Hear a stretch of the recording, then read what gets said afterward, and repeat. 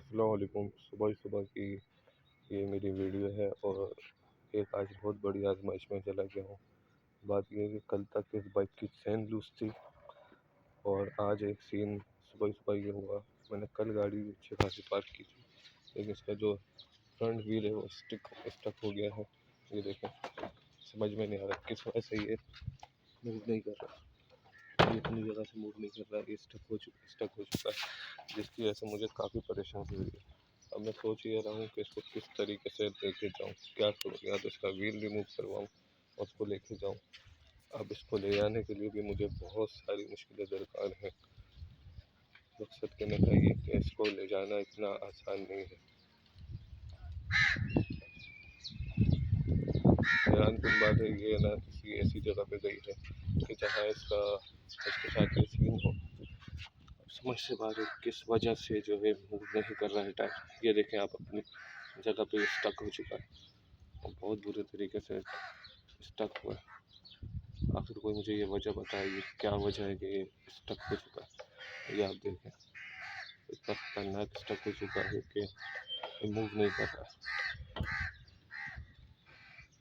और दूसरी बात ये है कि क्या इसमें ऑयल लगाना पड़ेगा या इसको रिमूव करके इसका ड्रम को चेक करना पड़ेगा।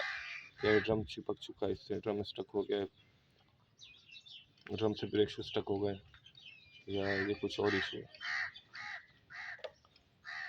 हैरानी की बात ये, कल मैंने बिल्कुल जैसे जिस तरीके से पार्क किया उस टाइम इसके अंदर किसी किस्म की परेशानी नहीं। गाड़ी मूव भी कर रही थी, चल भी रही थी, मूव भी कर रही थी, बिल्कुल सही पार्क की थी, किसी किस्म की परेशानी। ताकि मैंने उस टाइम व्हील भी घुमा के दिखा था। लेकिन जब मैं रात को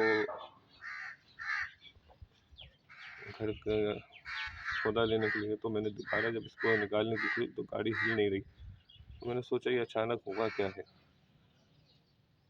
अब ये बड़ी परेशानी का बाइस बनी हुई है। कोशिश करते हैं इसको चलाने की। आप लोग मुझे ये बताएं, इसमें ये क्या मसला हो सकता है, ऐसा क्या चीज़ हो सकती है। या तो ये ब्रेक केबल का मसला हो सकता है, या इसके जो ब्रेक शू है उसके साथ ब्रेक शू के अंदर इशू आया। क्या ब्रेक शू की पैडिंग ख़त्म हो गई है जिस वजह से ये टायर स्टक हो गया है। मेरे लिए बहुत बड़ी परेशानी बन चुका है इस टाइम।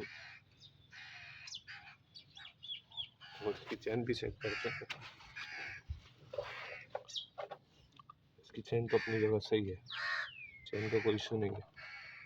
चैन में थोड़ा सा ग्रीस लगाना पड़ेगा।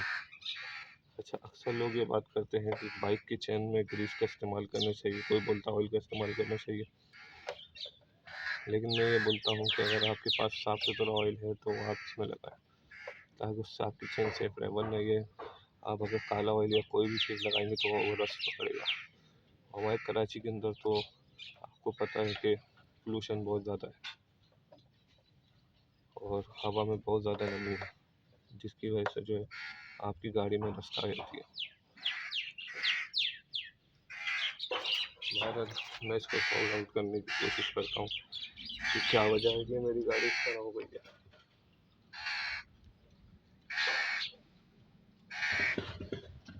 बहुत बड़ी परेशानी का बाइक बन चुकी है बाइक।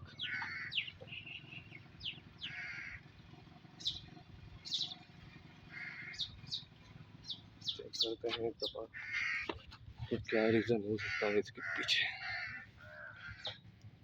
ये देखिए, किसी भी तरीके से इसको मूव करने की कोशिश करो, ये टायर अपनी जगह से हिल नहीं रहा। बहुत ज़्यादा ही जाम हो चुका है।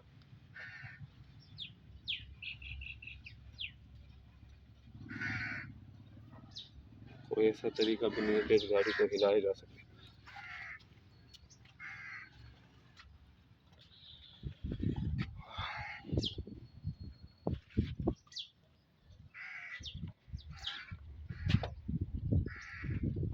पूरी तरीके से चिपक चुका है, बहुत बुरे तरीके से स्टक हुआ है।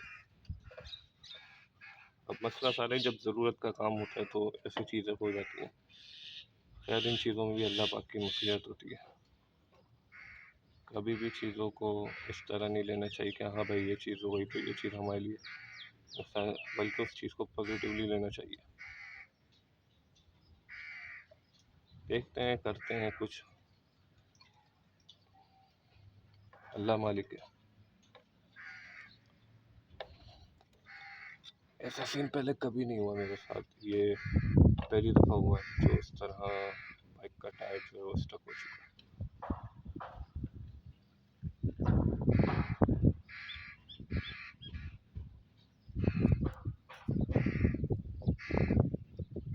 ठीक है,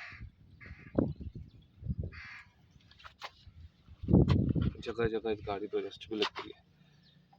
यहाँ के खारे पानी की वजह से ये गाड़ी बहुत बुरी तरीके से जो रस्टी हो गई है। ये आप देखें, अब मैं इस पे कलर करवाऊँ या फिर इसको ऐसे ही रहने दूँ, क्योंकि यहाँ तो यही मसले मसाइल है। जिस जगह पे खारा पानी होता है वहाँ पे बाइक का ये इशू होता है। और सबसे बड़ी आजमाइश तो इस बाइक का टायर स्टक होना, मेन रीज़न तो ये है। इसका हल निकालना है, बाकी तो चीज़ें अपनी जगह हैं, वो कोई इतना बड़ा इशू नहीं है। फिलहाल देखते हैं इस पर क्या नतीजा निकलता है।